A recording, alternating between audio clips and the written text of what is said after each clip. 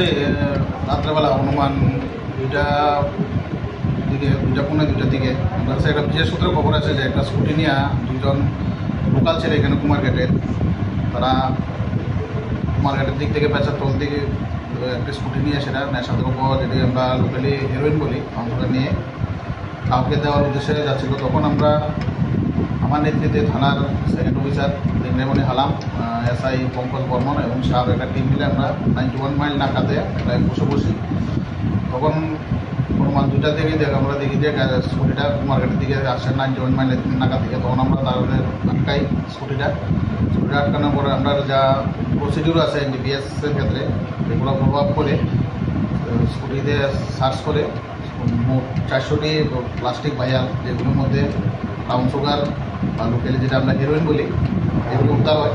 যেগুলি তারপর অনুমান ওজন করার পর আমরা দেখি 6.42 গ্রাম, এগুলো আনুমানিক বাজার মূল্য 6 লাখ টাকা হবে। তাছাড়াও তাদের কাছ থেকে 2টি মোবাইল আমরা আর যে স্কুটিটা দিয়ে তারা আসছিল স্কুটিটাও তাদের কাছ থেকে বাজার করতে হবে। যে দুজনকে আটক করেছেন ওনাদের নামটা বলুন। একজন হচ্ছে দীপরাজ দাস, বাড়ি কুমারঘাট, আর সুকান্তনগর দাস চৈরুর, আর আরেকজন হচ্ছে স্বর্ণজিৎ দাস, ডাক নাম কুটি, এরপরে উত্তর পাবিয়াজোড়া ওয়ার্ড নম্বর 7।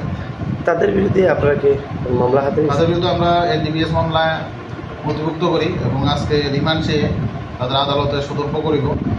আর তাদের রিমান্ডে আমরা জিজ্ঞাসাবাদ করব কার কাছ থেকে তারা এগুলি সংগ্রহ করে বা কার কাছ থেকে ওগুলো আর কার কাছে এগুলো বিক্রি করার উদ্দেশ্যে তারা যাচ্ছিল এগুলি আমরা তদন্তে এগুলির নাম আর তাদের নাম তারা অ্যাসোসিয়েট যে তাদের নাম এরপরে যেন তারা রিমান্ড চেক করে আজকে আদালতে সুদর্প করে। তারা কোথা থেকে যাচ্ছিল? কুমারঘাট থেকে টুয়ার্ডস 91 মাইল পেঁচা